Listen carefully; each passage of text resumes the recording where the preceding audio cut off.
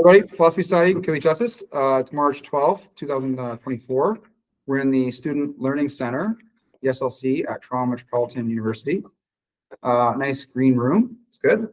People in the room, some people online, people in the future on YouTube. Very cool. So today, I was going to do a first principles day. Like, what is first principles? I'm like, well, principles. So it's like when you talk, first principles is kind of like, what are the founding premises of our general understanding? Like, how do we make sense of this stuff? Or when we talked about axioms before, right? An axiom is kind of like this one thing, and everything else is built on that one thing, right? So it's another way to say like an assumption. So one example is like when we hear the word axiom, we think of Euclidean geometry, like the 5 axioms of Euclidean geometry. Like about how, like, you know, there's like a line and a point and stuff like that. And like, I don't actually know them, we could look them up, but there's certain axioms of Euclidean geometry, right? And the foundation of geometry is built on that, like Pythagorean theorem and stuff like that. Whenever we have an axiom for a belief system, right? So if we have a premise 1, A is B, premise 2, you know, B is C, and then our conclusion, A is C, right? We just make a connection between these two because these two are equal. We would start off like, is A true or false? Right? And if A is true, then premise 1 is true. If A is false, then the conclusion is false, right? And so an axiom of the conclusion would be the truth value of A. Is A true or false? Right? And then you have other things that you're determining from this. So one example of like, so this is like a belief system or a set of beliefs that are all kind of together.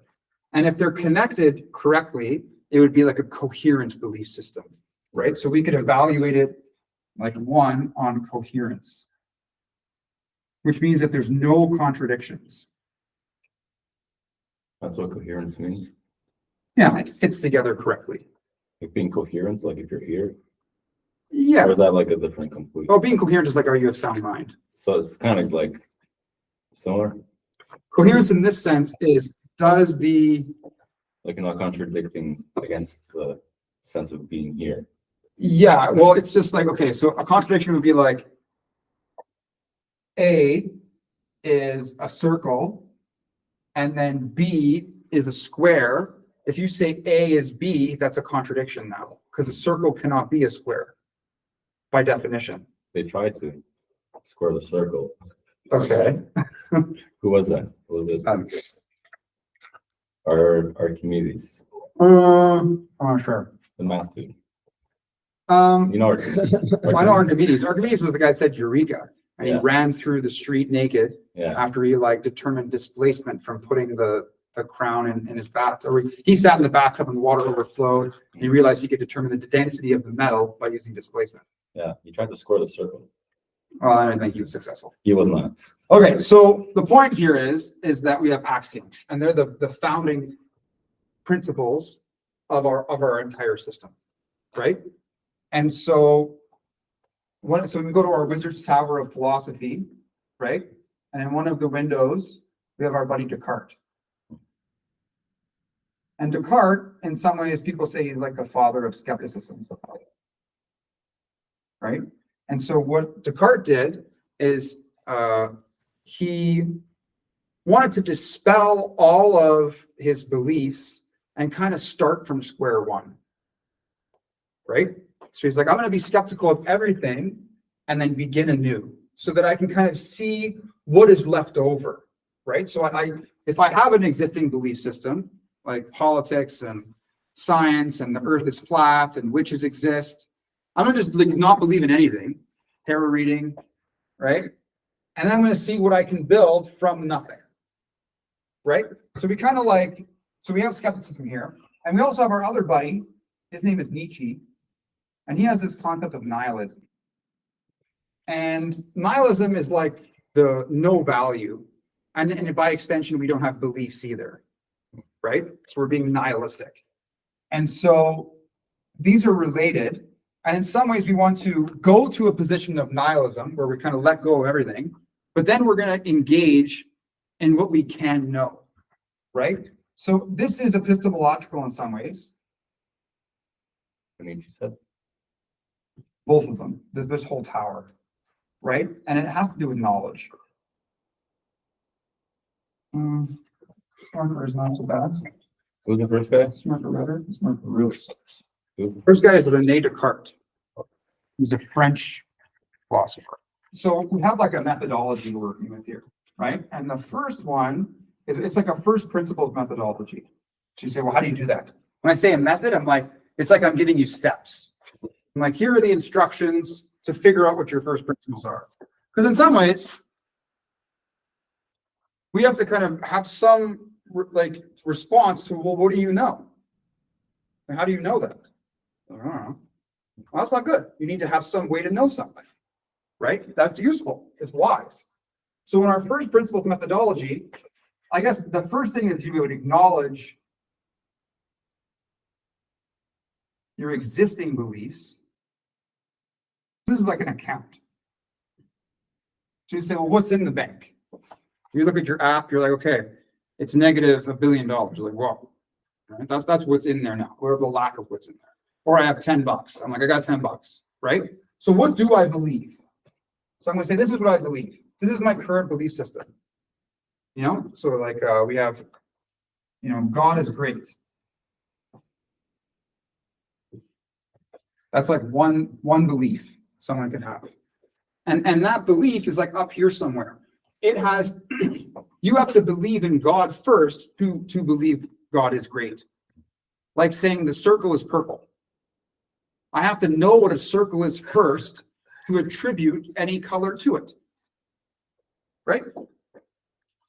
So we're going to do some acknowledgement of beliefs. And in this acknowledgement, you know, there's going to be some, like the coherence property, just acknowledging your beliefs or being aware of them, you can start to determine whether they make sense in that first step, you know? Because if they contradict each other, right? If like the belief looks like this, it's like over here, and one of them crosses over, and that's like a contradiction, right? That's a problem. That's going to take some intellectual work. You know, how do we deal with that? You want the beliefs to not contradict each other, to have like a nice web or whatever, where the premises fit together correctly, and the premises are not false. What's they call them have two contradicting beliefs that you're trying to battle? Like dissonance? Is that dissonance? Cognitive dissonance? Yeah, dissonance. That's like a psychological property of that. Is that from like transitioning from the old self to the new self, where you have like those old school beliefs and you're trying to adapt to newer beliefs, and then like you're conflicting with that? Is that what that is? Yeah. Like we talked about the acceptance thing before, and being real about what is, what exists, right? And then what is the new existence? There's what I remember exists, right? Like I had a car, and then I went to the parking lot, and it's gone. Somebody had like a fake mop, they're like, no more car for you. So I currently believe I have a car, but then if I went there and I was like, where does the car go? Now this new existence, I have to come to terms with. And a lot of the times, if you know me well, Achilles gets pissed off and frustrated sometimes. It's like, what? Where's my car? Right? Like, how stoic am I going to be in that moment? I don't really know. But I'm going to be a little frustrated. I have to deal with this now, you know? And so, yeah, okay. So the first thing is some account of our existing beliefs. And then again, because we're going to first principles, we have to kind of dispel these beliefs. We have to like let them go for a minute. So step 2 is going to be skepticism. Right? So how do I know? Right? And then you can say like this is like 2A, 2B could be like nihilism. It was like no belief. And this is, you also talk about John Locke's like tabula rasa, the blank slate, right? John Locke's. Mm-hmm. Right? So I'm gonna remove the beliefs. I'm gonna go from this web of belief to no belief. There's just nothing. It's just emptiness. Okay.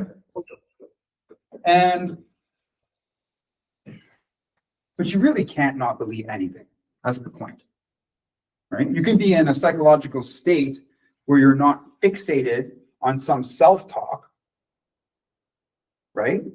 But I fundamentally do have beliefs. That's the way that the brain is engineered or evolved, and how the mind functions, right? You can't just go around not believing in it. Doesn't really make sense. You'd be very delusional to think that you don't have any beliefs at all. But at least explicitly, like what I'm consciously engaged in, I can say I'm gonna start off with nothing and see what I can build up from there, right? So if we're at nothingness, so like if this is a set, like like set 1, we can have like set 2, which is 0.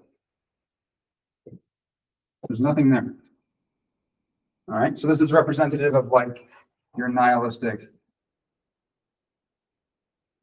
And in some ways, like let's say someone's depressed and they have a lot of negative beliefs. It is very useful for you to get rid of those bad ways of thinking. And this is healthier. Being at 0 is healthier than being at -70, right? Because if your self-esteem goes so low, what we find is people become like suicidal. And that's like not really good, right? For them or anybody else. Or if they become too antisocial, or like entitled, like Putin, where they're like, I'm going to just take what I want. I don't care how many people I hurt in the process, right? The ends justify the means. And so removing these beliefs can be a useful thing in these senses, right? But we're not even really doing these first principle methodology for that purpose. We're just approaching it just from an epistemological sense. Just how do I know this stuff? Right? And it can get confusing because if you think of like like all the beliefs that you have, thousands, that's what this web really is. It's like thousands of nodes, not just like 10. Right? So that's lots. And so to truly know what we know, right? Number 3 would be like, well, what are my first principles? Okay. And for Descartes, he developed a cogito, or I think I am. Okay? Who said that one? Descartes. And this is our wizard's tower of philosophy. All the philosophers are in the tower, right? Or in the castle. I don't know, it's like that. And so the first principle is like, what can I know regardless of like experience, we could say, or just the capacity of being a knower, right? And so Descartes said, even if I'm dreaming, I still know I'm still thinking in some ways. And to be thinking, I have to exist. There's no other way for that to be going on as a thinking being, right? You'd be surprised with people in our society. Yes. Okay. Okay, so one of our first principles is like existence. Because Descartes says, well, how do I even know if I exist, right? Maybe there's this demon, this devil, that is making an illusion that I exist and that the world is the way it is, right? There's some like malevolent god or demon or whatever that's just like confusing us, like the Matrix kind of, but not really. So we can start off with existence. And so what do you mean by that, right? Existence. And so we're going to go like set 3, right? And this is where it starts to get tricky, because in this approach, in my mind, I am also speaking to somebody that suffers from psychosis, which means that they can't tell the difference between reality and non-reality, or someone that has like depersonalization. They don't even know that they exist. And so what do we say to this person? What do I say to you? You don't even think that you have a body, or if you can't even feel it, right? So I am including that in this trajectory. I'm like, well, what do I say to this person, right?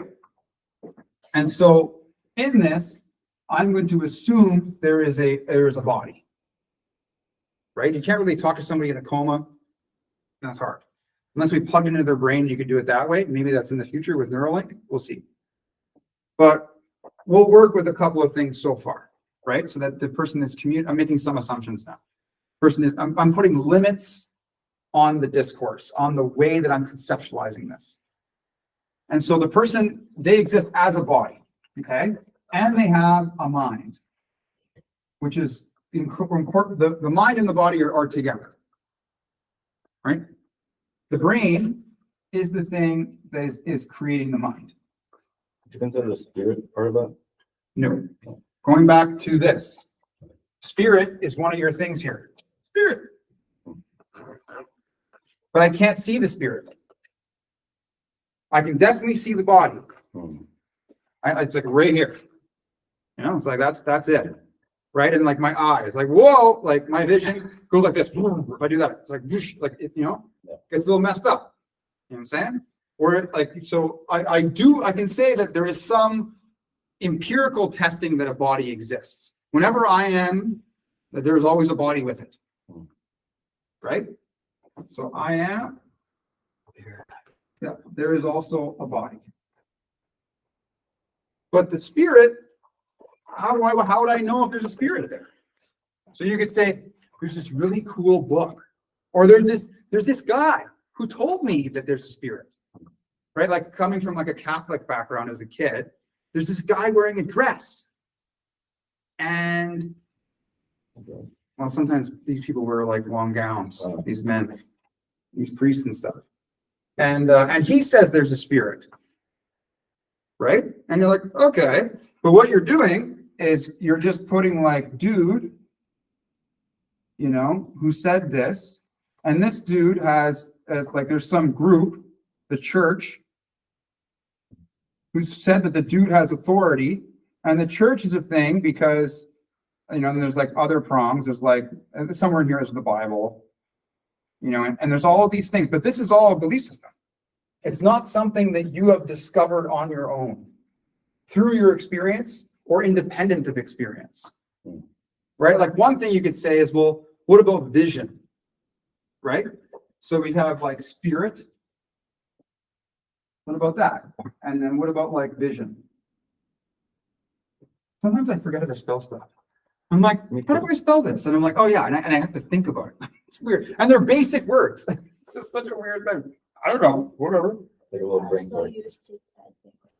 That's probably why, right? Because I'm like, I just do it this way and it's automatic. I'm not handwriting it. Autocorrect feature.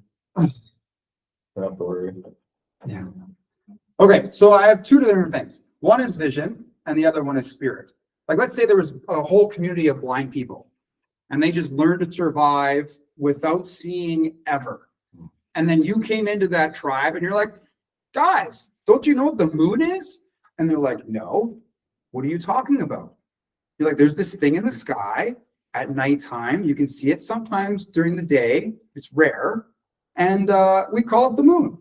It's an external body from the earth and it orbits, literally over the earth. Is outside the earth, kind of orbits a little bit, maybe, I don't know. And in some ways in the same position. I guess just directed in the same way, right? It goes around the earth. And it's there. It's made of rock and stuff. There might be a little bit of water there. That's the moon. And they're like, well, we don't agree with you, right? We've never seen it before, so how are we supposed to know?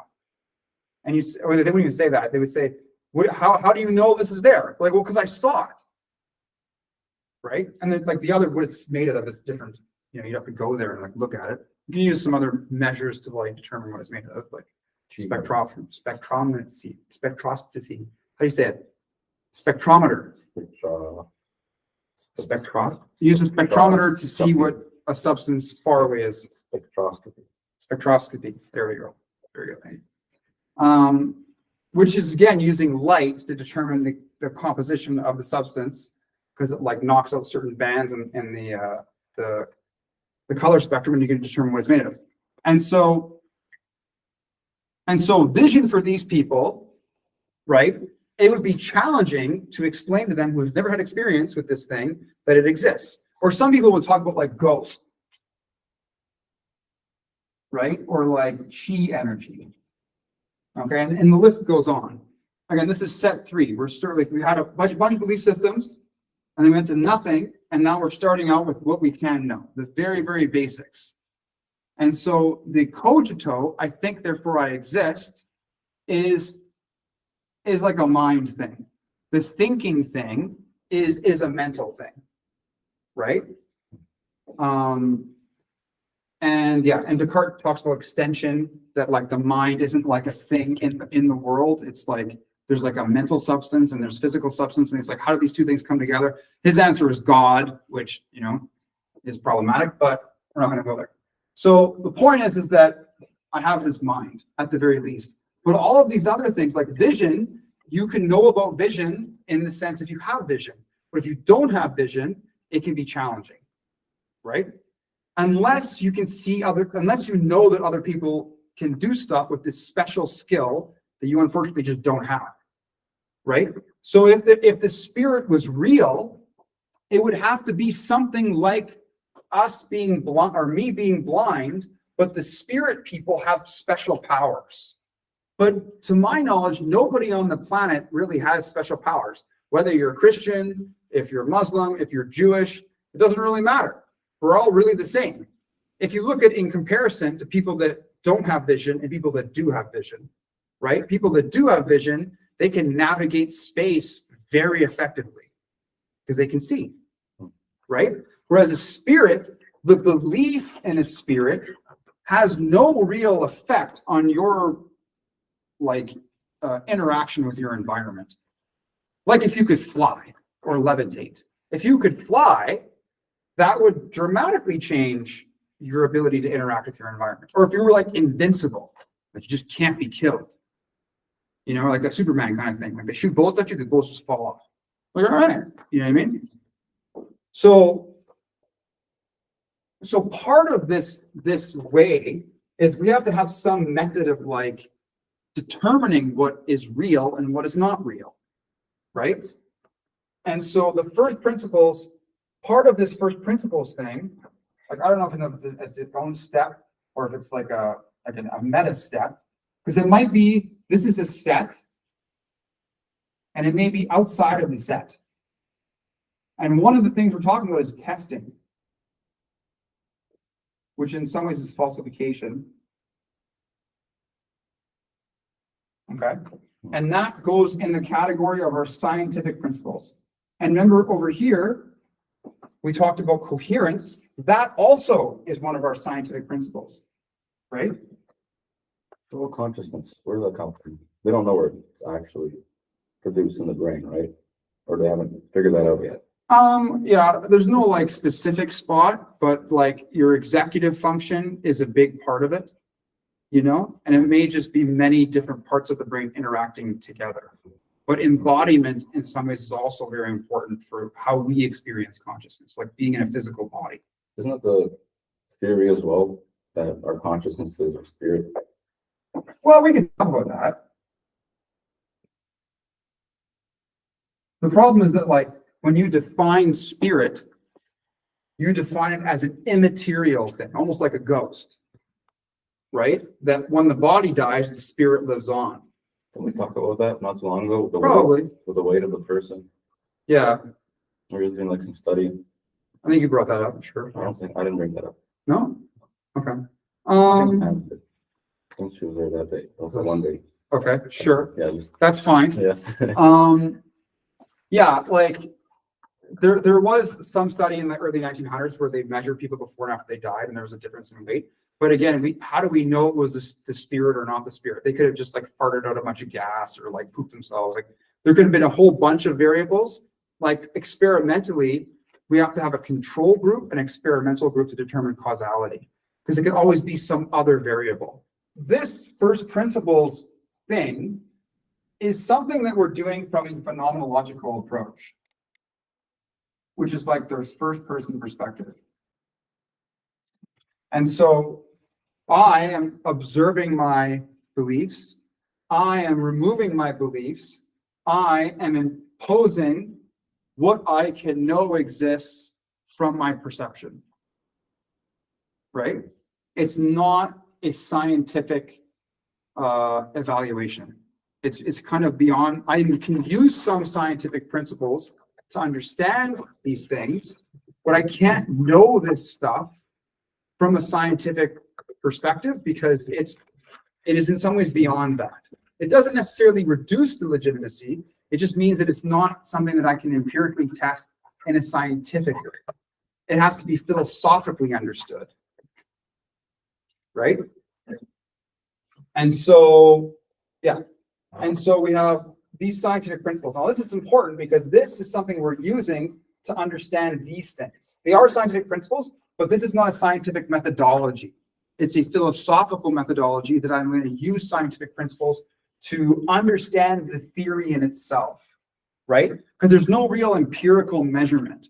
It's my own awareness and perception of a thing that I am using to understand what is or what is real, right? And so in set 3, I have a body. My awareness of that body is my mind. The mind, so this is a good place to be, okay? You've identified one thing, that the mind has certain things. Like one thing is consciousness, which in some ways is like Descartes' I think property, right? The thinking thing is the conscious thing, is the thing that's aware. And then the spirit's hard because we have to define what it is. Part of this methodology is we're being empirical. We're looking at what is, right? So existence, first principles, based on being empirical, right? What is? Like what in my experience, I can just do like what is going on right now? There's me, and then there's also an external world outside of me. There's like an environment, right? And then we could say that there's other people. So we have like 3 fundamental properties here. There's the being which I am, right? So 1 is the being. 2 is the environment. And then 3 is others. I see other beings, right? And the others are almost like a subheading of my environment. Because if you just mean like there's me and then there's all non-me, whatever is outside of me, like the table, but you guys are also outside of me. You're not me, right? So you're part of my environment too. It's just a social environment. But it's different though, because we see there's like, we have this understanding that there's other people, right? The existence of other minds, you could say. And yeah, we could say it's an inductive argument. How do we really know other minds exist? This is in some ways first principles. There is me, my being. There is that which is not me, which includes others. And then from these things, we can break it down even more, right? In the environment, there is matter. This stuff. There's matter that I can't even see. I can use like I'm using my hand, my sense of touch to test this, or like I can feel my shoes, right? And I'm saying this stuff is matter. And my body is also matter too. But there's also gas and liquids. And then there's other forms of matter that we're like, physicists are like, oh, what's dark matter? What's dark energy? Like that kind of thing, right? And their calculations of the universe. But even then, like, I'm pretty sure we still haven't found, like, actually found dark matter. It's just the way that we account for the mass of the universe, right? To understand what's going on and dark energy. So it could be a problem of our current measurement of the universe and how we formulate equations to determine that. Because our equations are based on certain measurements. And that's why having the James Webb Telescope and other telescopes are important, because we can determine how old is the universe really? How much matter is there in the universe, right? I think that's what CERN is working on in Switzerland. Who is? CERN. Okay. CERN. All right. They have like this particle accelerator. Yeah. Where they're basically smashing 2 particles at the speed of light at each other in like a 20-kilometer radius. And they're trying to discover what matter and antimatter is. Yeah. No, yeah. Hadron collider, yeah, I get that. Yeah. Cool. Yeah. So, okay. So this is first principles. So we can agree on these properties so far, right? And so when we rewrite the map, we would have One is like the being. That's one thing. Another property would be like the environment. Put E for environment. And then within that, there would be others, which are related to the being. Right? And then the being has a mind. Right? Others, we can make an argument for the existence of other minds. Right? The mind has certain properties now. Attention, it has consciousness, it has memory, right? I have a cool way to draw that out. Okay. It's kind of artistic way of thinking of it. Let me show you. Sure. It just popped in mind. I think it'd be pretty cool. All right. So you have being over here. Say this is being. Mhm. And you said mind. So mind would be also in here with attention, all these short form attention, concentration, and memory. Consciousness. Consciousness and memory. Yeah. And then that whole thing is part of the environment. Yes. And then you also have others that have the being and that Yeah. internally. I don't know, I just wanted to. That's very good. It's similar to this. Yeah. That's good. Hopefully need to express that more. Good. And so what we can do, so going back to our set one belief system, right? That's wherever we're at in our lives before we've applied critical thinking to it. If we know that this system is very, very accurate because of the way we approached it, we can use that as almost like a wrecking ball for this one. If anything in here contradicts this stuff's got to go.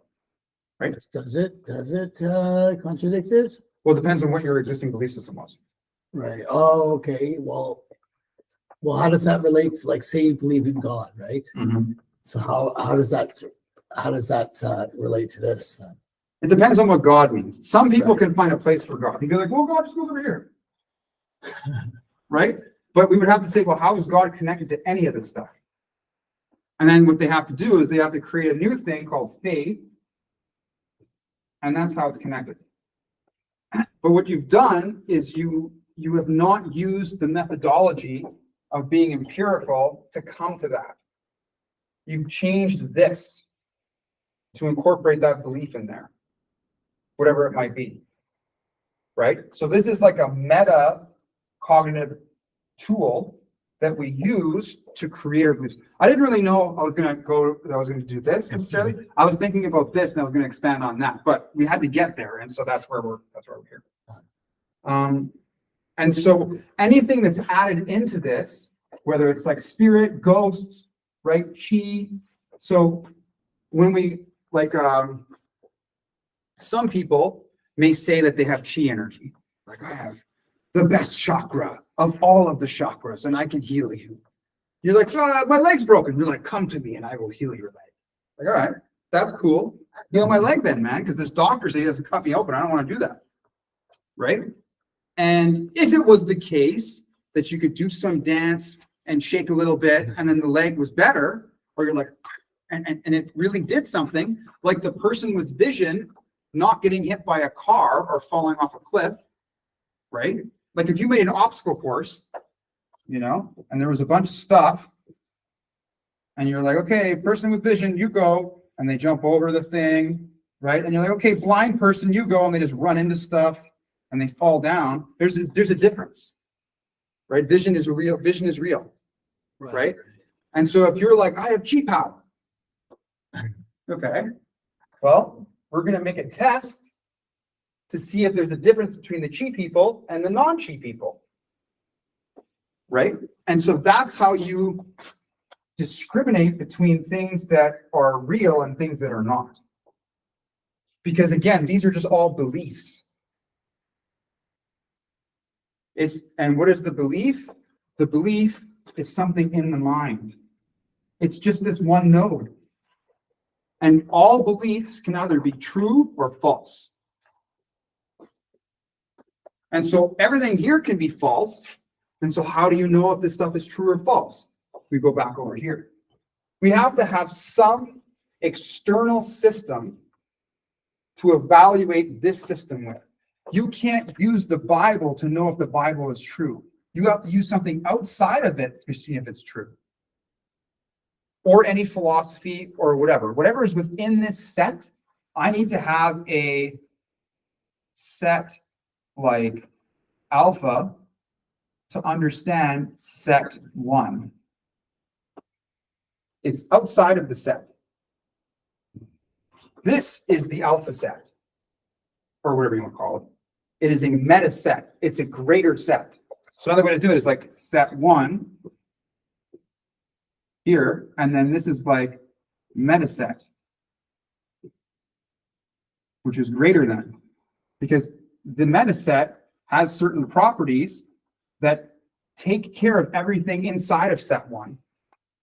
So acknowledging existing beliefs, doing account for it, that's like a scanner that goes and then does an orientation of how all the beliefs fit together, right? And then you do the skepticism, which is like saying true or false, true or false, true or false, true or false. And when you're being skeptical, you're just saying, I don't know. Not really sure. I'm not just going to assume that it's true. So it's up to you to determine if it's true or false. That is what the believer is. To be a believer, right, is to be like, is it true or false? Other than that, you're this other thing that just accepts stuff. Maybe that's being gullible. I don't really know. Having faith in something, believing in something. Well, Right? I don't know. Doesn't faith and belief I don't know. I'm not sure. Let's talk about it. What does it mean to have faith? Having faith, all right, where does faith go? Consciousness. Okay, let's just do a quick, let's go from the beginning. There's being. Yeah. There's everything outside of the being. Is the faith outside of the being? No. Okay, so it has to be here. So is it part of the mind? Yeah. Okay, so that means it's in the realm of mental, which could be like accurate, or it could be mental illness. Right? Sure. And then we would say, well, where's faith? Is faith like there's memory, there's consciousness, attention, belief. You said consciousness? I said that faith is part of consciousness, I think. So then it would be like over here. Because it's like a Connected to this conscious thought that you're having, or a conscious energy. You are conscious of it. You're conscious of it, yes. You're conscious of faith. Yeah. Faith doesn't come before consciousness. No. So one of the things, again, we still have to question, is faith even a real thing? Doesn't faith just mean believing? Having a belief in something without, I think faith is something you do to shift whenever there's a question mark. Faith would be like, I'm not going to question, I'm just going to accept. I have faith. Like, so we're gonna go back to the tower. Okay. One of our other people here, his name is Wittgenstein. And he says that meaning is in use. The meaning of a word, we can figure out what we mean by a word by how somebody uses it. Right? And so when we talk about what does faith mean? Well, generally, faith means don't be skeptical. Don't do step 2. What do you mean? Whoa, whoa, whoa, whoa. Right? This is a first principles methodology. If you're saying don't do step 2, that means you're not using this as a meta approach. You're not doing this. What you're doing is you're doing I'm just trying to like I can say you're just being religious, but that's a bad way to say it. I'm not saying a religious aspect. I'm just saying like you have faith in something. You have faith that you're going to get the job. Like, you believe you're going to get the job. And in that sense. Okay, so so like here's faith here. I feel like faith is the same as believing. I'm not mistaken. Okay, so let's just put them all in the map here. Belief. Yeah. And then I'm going to put in a different word. Hope. I don't believe in hope. Okay, that's fine. And another one is optimism. Okay. It's like wishing hope. We can just double check like a quick definition here, but like I'm just putting there's different things here. Okay. Faith, belief, hope, optimism. You can have hope, meaning like I want there to be a good outcome. I am hopeful. Isn't that optimism? Being hopeful. Okay, let's just double check. I'm pretty There is a sure- difference between the two, but let's just double check. I'm pretty sure, I remember reading somewhere that hope was like wishing, how there's like no energy behind, there's no action behind hoping. The feeling of expectation and desire for a certain thing to happen. Synonyms? And then optimism, well, yeah, they're almost synonyms. Hopefulness and confidence about the future or success. So it's the confidence thing is the difference. Hmm. Expectation versus confidence. They're very similar though, but they're psychologically, there's some psychologists that differentiate. I haven't done that. I didn't know on top of this, but so that reading is past me at the moment, but there is some psychologists will distinguish between the two. The point is both of these, if you look at the function of faith, right? Belief is not really 100% necessary because these are things that you're doing with the thing you believe. You can be hopeful Of the thing you're of believing. whatever you want to believe. You can be optimistic that an outcome will go the way you want it to. But Okay. faith, sorry, Can you be hopeful of the belief? Because that's not really believing then. You're like kind of half believing, which is hoping. well, some things are unknown. So then you wouldn't believe it, then you just hope for it. I feel like it's a hard like line between belief, faith, and hope. Like belief and hope, let's say. Because hope is like a certain amount of doubt. Like Okay. you know, it's a small chance it'll happen. Hope I win the lottery. I Sure. wish I win the lottery. But believing is like I believe it'll happen. Yeah, Like, yeah. you're confident, like you said. You're Yeah. Um, That's fine. We can go with that. We can use it in that way. That's fine. I'm just trying to understand your point too. So like, okay, so like if there's our current state and there's two options, A or B, Mhm. right? Faith is like a certain sense of certainty that it's B. Mhm. It will be B. But there's no evidence. There's like no connection to B. Mhm. Whereas hopefulness is like, it could be either or. I would prefer it to be this one, Gotcha. right? Mhm. But it like you can't be hopeful if there's like no, if it's like contradictory. See, the faith thing comes into play when, like, for example, one of the fundamental problems of the monotheistic religions is like, how can God be good if there's evil? And then there's little sneaky tricks that people that believe in the monotheistic religions will do to kind of account for that contradiction, to solve the problem of it like crossing over. One Right. implies the other. Wow. One cannot exist without the other. Yeah, that's a sneaky trick. It's not a sneaky trick, it's duality. Okay. If there was no night, then they wouldn't technically exist. Like it would just be like everything has a law of duality, like night and day, on and off, hot and cold. Like one implies the other. Yeah, but there's certain areas of the world where there's like rogue planets and there is no light. There is no day ever there. Yeah, like darkness is an And there's absence places of on light, the earth for too, example. that are always in the light, apparently, I think. Okay. Yeah. Somewhere like right. Yeah. Okay, but night and day are not like contradictory in that sense. Not It conscious. would be contradictory to say that you would have it's daylight and nighttime at the same time. But the existence of night and day are just two different states of The opposite. well, Law of duality. Like hot and cold. If you didn't have hot, no. how would you express cold? Because if you have nothing to reference it towards. Yeah. I'm just thinking of like everything. I don't know, that's my belief personally. Well, you're just saying that like the existence of dichotomies, like on or off. Night and day, male, female. Yeah. That in some ways justifies contradictions in the belief system of Christianity. Huh. Because you're saying because on and off exist, God can be good and allow evil to exist as well. But there's also the evil guy too. It's not just him. Again, this is all on this web here, That is true. right? Like what's going on here is that you're saying like you keep on having to create new nodes to balance out some negative node.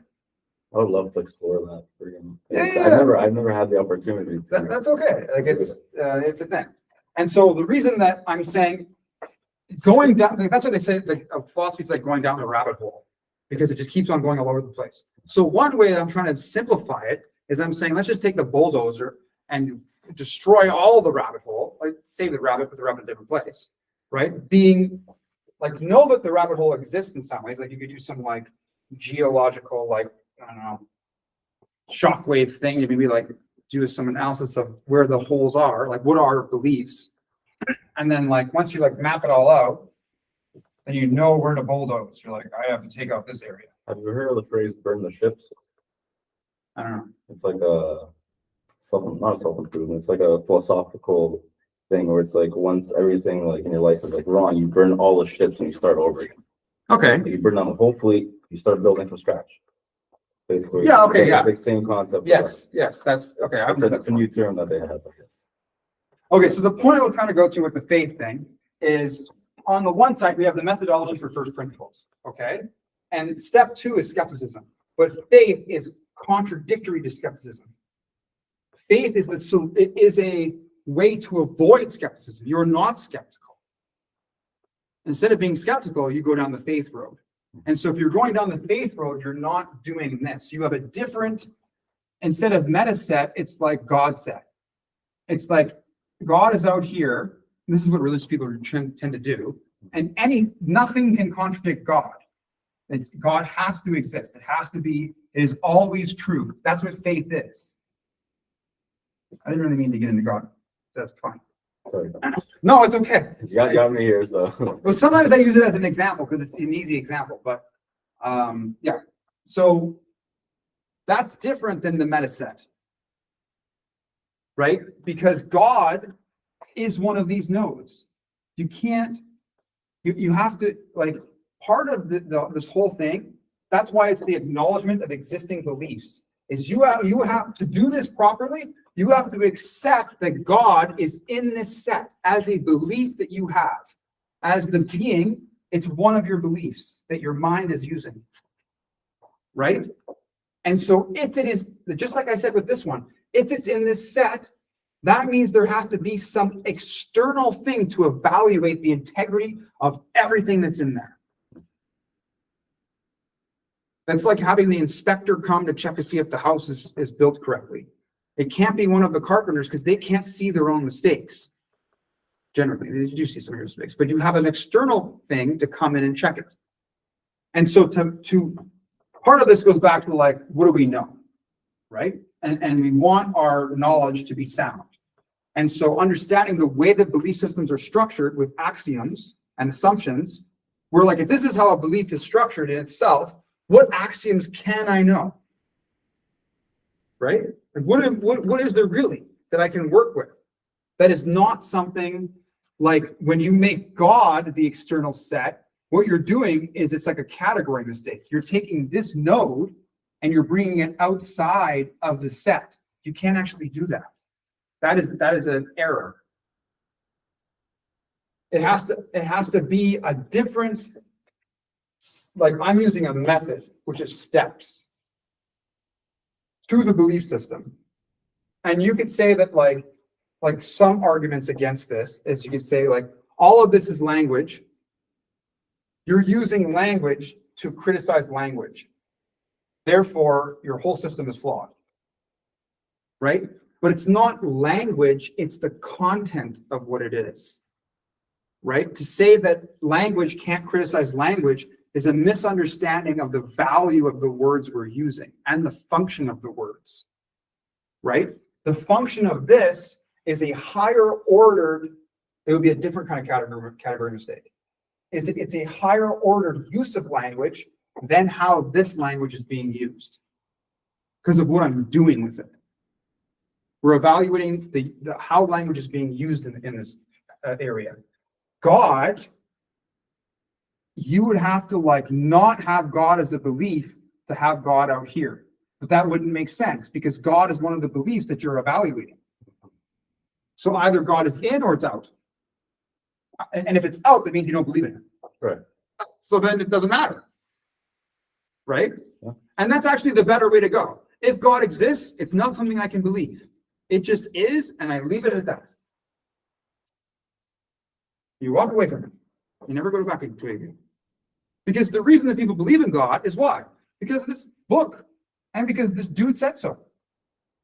Not because unless some people have experienced God, either through drugs or some other kind of conscious experience.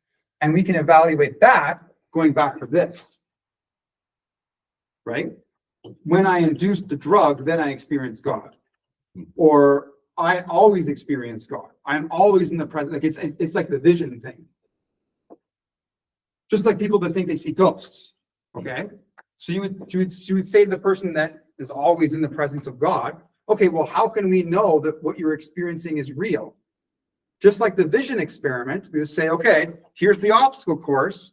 Go, blind person, which is super cruel. You wouldn't really want to do that to anybody, right? But you would very quickly see that it's not a safe thing to do. And they wouldn't want to do it. It's the first time they thought, like, this sucks. I'm not playing this game with you. Right? That's not fair. You can see, right? So if God is with you all the time, show me your superpowers. Do something cool. And nobody can do anything. The only thing that they can do is they're a little happier and they're less fearful of death, right? It's like, okay, but that's not really like, I guess so. And accepting, I think, bad situations too. Because like one teaching is like every bad thing that even happens to you, there's always a reason for it in the future to prepare you for something down the road. Okay. It's something traumatic. And you heal from it, you become like 10 times stronger. You learn a bunch of things from that experience in order to, quote unquote, prepare you for one down the road. This is fatalism. What is it called? Fatalism. Fatalism? Like determinism. Like the cause, you can say it a different way. It doesn't have to be God. But like the cosmos, everything is written in the cosmos or destiny. And I am destined to be holding this marker. Fate. Right. That's fatalism. Yeah. Right? Like these markers not working, it was destined for those markers to not work. Why? Because somebody else used them. You know? But this marker. Destined to have one left. So what are you saying is the best way to feel like belief then? If fatalism is like. Well, so what's the first question? That's a good question. The first question would be, what is the problem with fatalism? Why is that a bad thing? I'm being fatalistic. Right? That's fine. What's wrong with that? Well, self-fulfilling prophecy. Is it still a belief? And sometimes when we believe something that's false, it doesn't matter if it's true or false. The fact that we believe it, we change our behavior. Right? Another thing here is behavior. I do things. Would that be part of consciousness? Actually, no, because we do something subconsciously. Like I'm sleeping and I may not be conscious, but if sleeping is a behavior. Okay. Yeah. I guess over time, if you keep failing at certain things, after a while, I guess you'll eventually figure out a way past that, or like That means assuming that you learn. Yeah. But some people don't learn. Or we may not learn sometimes. Yeah. Right? And so why don't we learn? That's like that person that's colorblind and you give them like, there's poisonous berries and there's good berries, but you don't know which one is which, right? I think it'd be a cognitive thing too. The inability to learn after like one negative experience. Some people do the same stupid mistakes over and over again. Takes them a few times to get it. Yeah, we can talk, like learning is a different thing. We can talk about that, but like the fatalism point is this is why it's important to know what you believe. Because what you believe will determine your actions and what you do. But if what you believe is not based in reality, then you're kind of like a random chaotic particle. You're not like going with direction. You're kind of just going like this. You're like, but it feels good. I'm having a great time. And it's like, but like, what are your goals? If you want to get here and you're just like, and then eventually you're like, and then like, but time is going on. And then you're like, well, I guess I wasn't meant to get there. That's fatalism. I guess, yeah, people can use it as an excuse. Yes. That's not good. Right? Whereas if it was like, there are, I don't know, 10 things to do. And if you just do those things, you will get to your goal. But if you keep on going all over the place, you're just not going to get there. Right? So language is a dynamic thing. It's not a static, one layered kind of thing. It has different things. It's very, language is something that is, it distinguishes humans from basically every other species on the planet, how sophisticated our language is and how we use it. Even though apparently English is a very poor language to say compared to like Latin languages. I'm not a linguist per se. Like it's hard for me to do that because I don't know other languages. I think Some the other English people have language, told me. the English language has more words in it than any other language, I believe. So Really? I'm I'm pretty reading sure. that there's Yeah. like less descriptive words. 'Cause like when a lot of people I speak to are Spanish, they're like, yeah, there's no word for that in English to describe that. And like, I have something Yeah. similar in Greek, and there's like 4 or 5 different things to describe one thing. There's so many words though that people don't know in their English language. That is true. You should be the social media manager. You guys can There's manage so together. We can many take words pictures in and that post it, like, language. and see like funny things. There's so many words in the English language. Okay. I have this book at home. It's got like volumes and volumes. I don't think It is, well, it's just like a dictionary, Hmm. but it's like four pages to one page, and it has a magnifying glass. It's like something my dad got. It's got like the English language has so many words. How old is it? I can only imagine some of these archaic words that like nobody knows. You know, That's what I mean. Like, I would love Yeah, to go that's- through that to see like ancient. It's probably pretty words old. that Yeah, were I think it's pretty old. Okay, let's reel it back. Sorry, I didn't. It's okay, it's okay. You guys are cool. Okay, so all right, so what we have is this first principle methodology. This is a set, but then we have an external set to understand this set. Okay, and you could say this can go on ad infinitum, like a kaleidoscope. You just keep on adding a set on a set on a set. But there's a certain point where there's like a meta set that it can observe itself. There's an end point. It doesn't just go on forever, right? And yeah, because it's a process-oriented thing and not a content thing. So the God thing is a content thing. The type of information it's like a bit, but there is things that like process the bit. And so you need to have something that processes the bit and then like a processor of the processor. And I think that's as far as it goes. It doesn't have to go farther than that. So there would be 3 levels of, and again, we could fix that part, but the point is for this purpose, it's good. The part of this thing is Gödel's incompleteness theorem. And it's basically like, that's why I'm saying this, because nothing within the set can be used to evaluate the set. You have to have something outside of the set. And there's certain problems in analytic philosophy that arise with set theory. And I'm not going to deal with that now. But so, okay. So first principles. So basically where we're at is we have our being, right? Set 3, this is like a visual representation of that. And this is a static image of the being. Okay, so this is like a 3D, this is like set 3D, but we need to have set 4D. And set 4D incorporates decisions and your identity.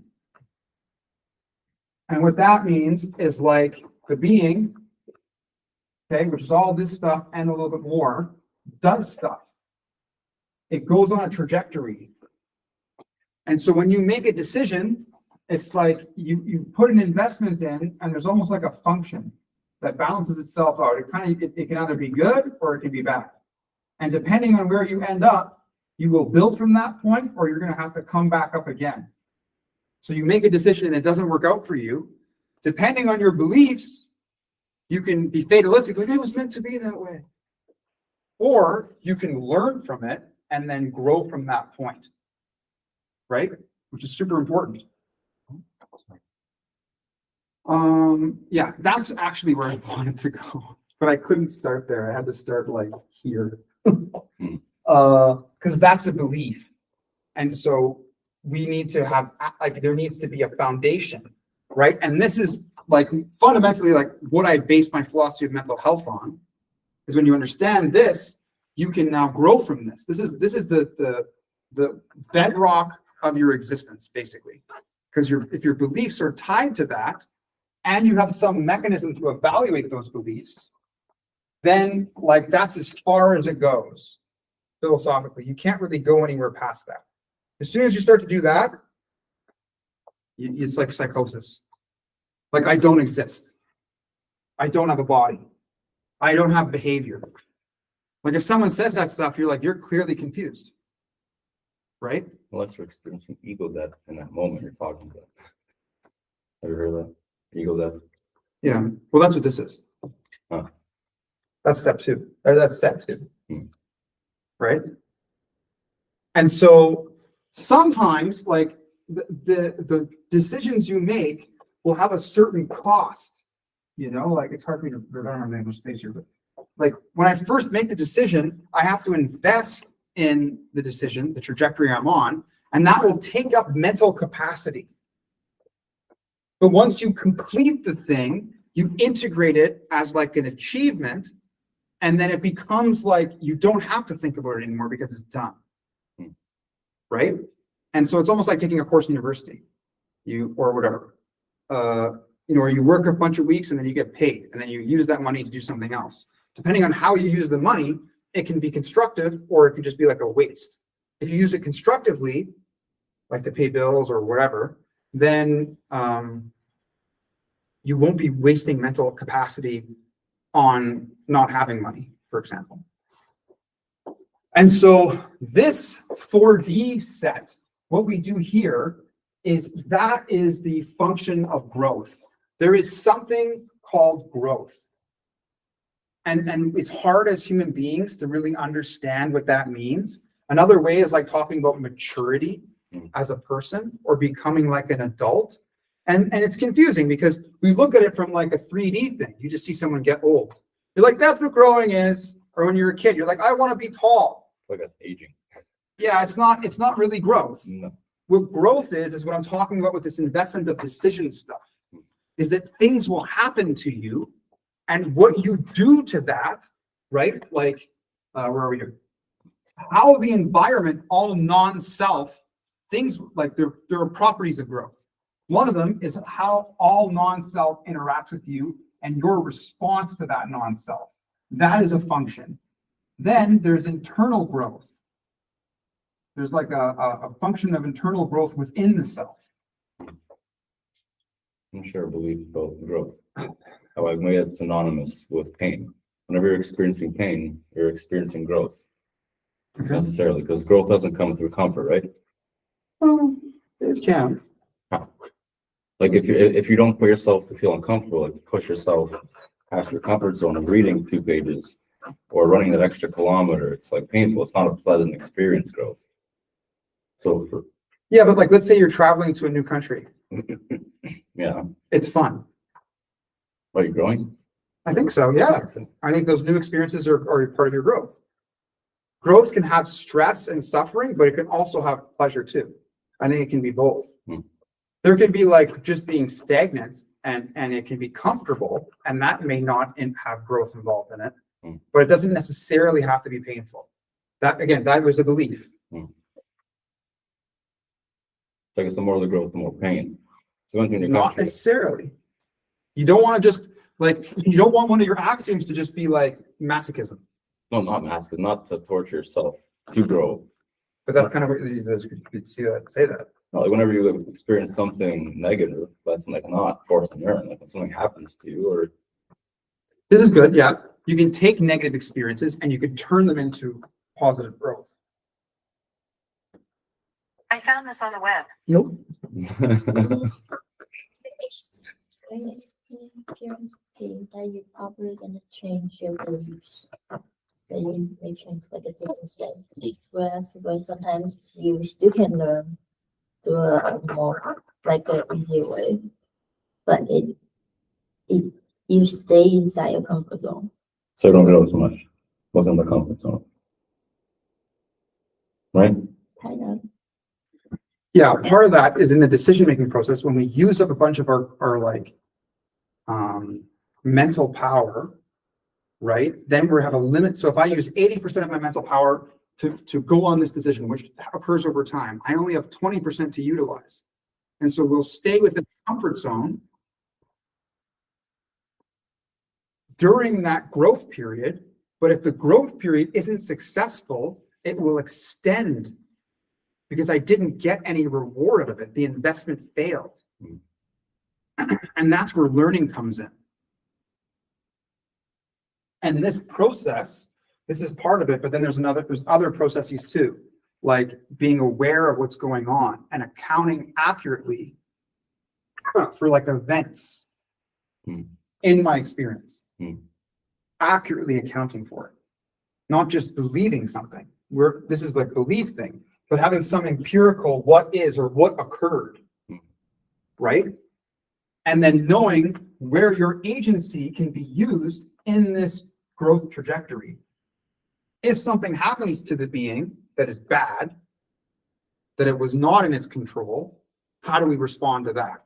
In a way that it becomes part of your identity and it empowers you now. It becomes part of the self. Because if you have a lot of non-self in there, that's like a cancer. We need a lot of non-self. Something happened to me and I don't accept it and I can't grow from it, but it exhausted a lot of my mental energy and time. That's very old school. Where Okay. you're just like, I don't know, there's like a lot of memes and stuff on it on the internet where it's like real men just bottle it up and die at 45 from heart attack. That's actually old school. Yeah, I feel like this is kind of the same concept. No, I'm saying not to do that though. I know. Yeah, I yeah. think that's what they, Yeah, I guess, used to do like 100 years ago. Let's just say it's unwise. It is, yeah, That's the point, is it's unwise, and it's unphilosophical, right? and unhealthy. Because it won't lead to well-being.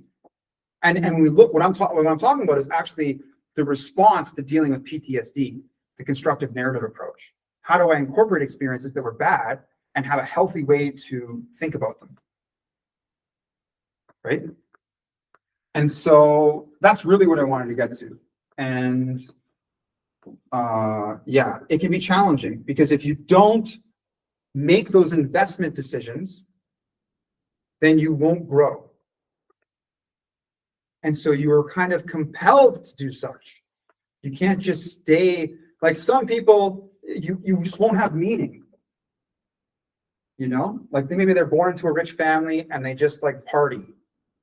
But then but are they really able to say what their life has amounted to? I had a lot of fun. I did a lot of this. Blah, blah, blah. I own a fucking super yacht. Okay, sure. But, you know, who's going to remember you? Like, are you part of humanity? Or are you just part of yourself? Have you done anything for the humans? Or has it all been for you to just shit out gold? I eat the best food and my shit is the best. It's like, okay, does anybody else care? No. They say easy times make weak men make tough times, and tough times make tough men. Sure. And I'm pretty sure it was Seneca that voluntarily became homeless like once a month or something like that, where he voluntarily would go and sleep on the streets for a little while to go through that stress and that pain of not having that luxury of being like, you know, the rich emperor and whatnot, to kind of counter that and to not be that person entitled. 100%. Pretty sure it's Seneca. That's interesting, yeah. Okay, final thought. So there is the belief to kind of like leave it in the past when bad things happen. But the problem is that if it took up your time, then that is you have now lost part of you. Right? So there's an element of facing what is and embracing it and learning how to incorporate it into the self, into your identity, and in a constructive way. Right?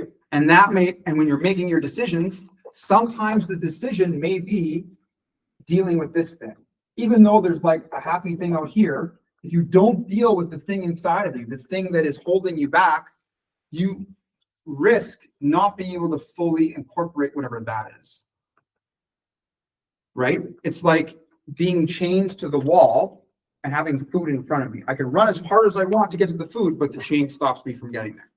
Even though I'm hungry, I need to deal with this first to be able to enjoy whatever that is. And so part of growth or becoming is not just focusing on the future, but looking at the past, the present, and the future. What if it's So- the opposite? Where you, Like, how do you protect yourself from someone that wants to be that thing and do that negative thing? Someone that's trying to like infiltrate you by either teasing you or testing your patience or bullying you or whatever. They say like, don't allow water into your ship. I'm talking about ships again. So how do you, this is about decisions. So it's like if I went to a course and I failed the course, not retaking it would be not dealing with that because it was a stop in your growth. Right? But doing it again and being successful, now I have overcome that and I have learned from it. Right? Or there's a negative relationship in your life with a family member and you have not yet figured out how to have some relation. Doesn't mean allow them to abuse you. It just means how do I have a connection with this person who I've known my whole life in a way that's healthy? create a friendship? To just have no boundaries is not going to work. To have no relationship is just avoiding it, right? So, yeah. So the point is that sometimes you can focus on external stuff, but it's like if I have 10% power, I'm only going to extract 10% of this new goal. If I go inside myself and I alleviate one of the negative things, I increase my power to 60%. Now I can have 60% of this other thing. And then I look back inside again and I remove another negative thing, I go back up to 80%. Sometimes true well-being is found within. Maybe it's all the time, I don't know. But there is well-being within. And it's like the analogy I use is like the upset person goes to the monk to say, I need to go to the top of the mountain to find myself. Or I need to go to the top of the mountain to get away from all this stuff. And then they climb the mountain, they go through all this suffering, they get on top, and then the sun's there, and they look, and their shadow is still right beside them. That all of their problems just kind of follow them up on top of that mountain. And there was no real, like, was there a need to go there? Maybe they just couldn't see it. But don't go there thinking that you're leaving everything behind you. You're going to have to go there and then face it and deal with the dragon. Sometimes it's more epic to battle a dragon on top of a mountain. Sure, but don't die up there, No, yeah. right? I don't, it's a practice, I believe, that's embedded in our DNA from like very, very long ago that we love climbing things. We love going to mountain peaks or like very tall buildings, rooftop patios and whatnot. I don't know why, but it's a very healing place. A lot of people used to do that for like solitude, I guess. The complete solitude, no one else up there, just you. Yeah. There are things we can do, but I'm just saying it's misguided to think that if you run away from your problems, you'll actually get away from them. Because they are you. You are the problem. That's what the Toronto culture has a lot to. Sorry for interrupting you. I'm talking a lot It's okay, today. it's fine. How everyone like lives for the weekend. For example, Yeah. through that escapism, or they travel to get away sometimes from their problems.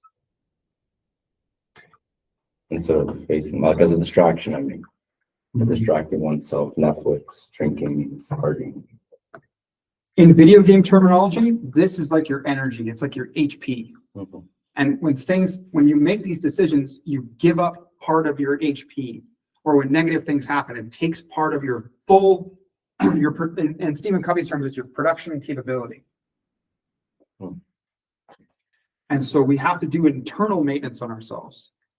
And that may be when you've made an unsuccessful decision, learning to reapproach it and be successful. Is that part of the executive functions we're talking about? Kind of. It's like a different thing. Okay. Okay, that's good for today.